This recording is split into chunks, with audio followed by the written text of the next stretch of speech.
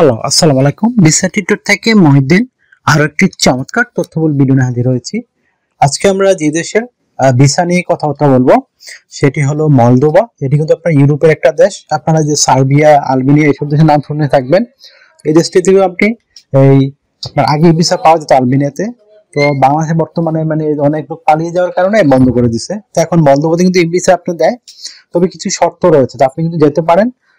বিশেষ করে আপনি যদি ঘুরতে যান, টুরিস্ট বা আপনার কোনো বন্ধু বান্ধব থাকে তার সাথে দেখা করতে যান, তখন কিন্তু আপনি মলদোভার ই ভিসা আবেদন করে যেতে পারবেন।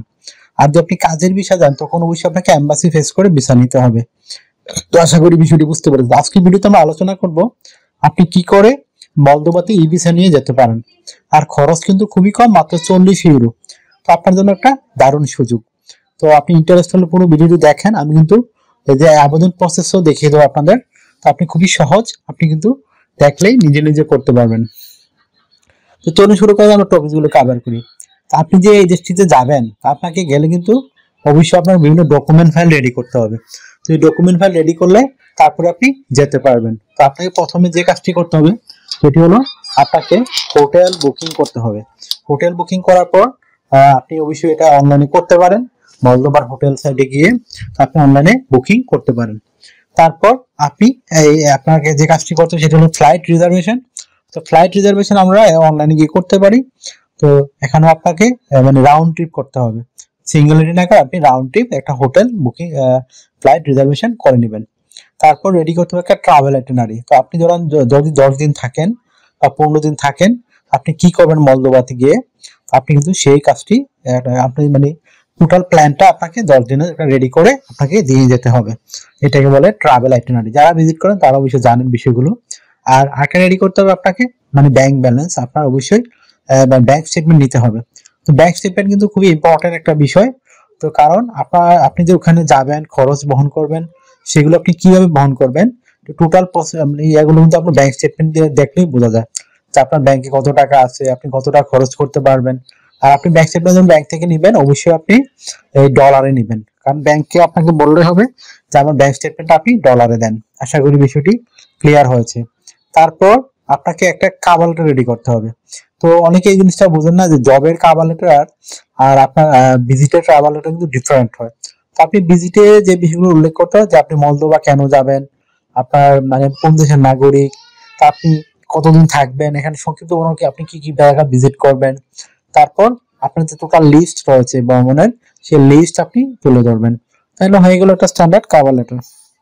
তারপর আপনি এগুলো যখন আবেদন করবেন সাবমিট করে দিবেন। তারপর আপনাকে একটা স্ট্যান্ডার্ড সিভি রেডি করে নিয়ে যেতে হবে। তো সিভি থাকলে কি হয়, আপনি বোঝা যায় আপনি কি প্রফেশনে আছেন।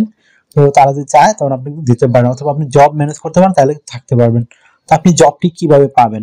তো জবটি আপনাকে পেতে হলে যে বিষয়টি করতে হবে সেটি হলো এই আপনাকে সিভি রেডি করে নিয়ে যেতে। সিভিটি আপনি কিভাবে রেডি করবেন? তো সিভিটি রেডি করতে বিভিন্ন ডকুমেন্ট লাগে। আপনার এনআইডি কার্ড, আপনার পাসপোর্ট, আপনার ইমেল ঠিকানা, আপনার ফোন নাম্বার, আপনার কাজের অভিজ্ঞতা, তারপর রয়েছে যে আপনার যদি ইয়ে থাকে সরকারি বিষয় ট্রেনিং সার্টিফিকেট, আর পাসপোর্টের একটা ছবি। তো এগুলো থাকলে আপনার স্ট্যান্ডার্ড সিভি রেডি করতে পারবেন। তো সিভিটি কিভাবে রেডি করবেন? প্রথমে আপনার এনআইডি কার্ড, পাসপোর্ট অনুযায়ী আপনার name, personal details, contact details আপনি অ্যাড করে নেবেন। তারপর আপনার লিঙ্কডিন প্রোফাইল থাকলে দিতে পারেন।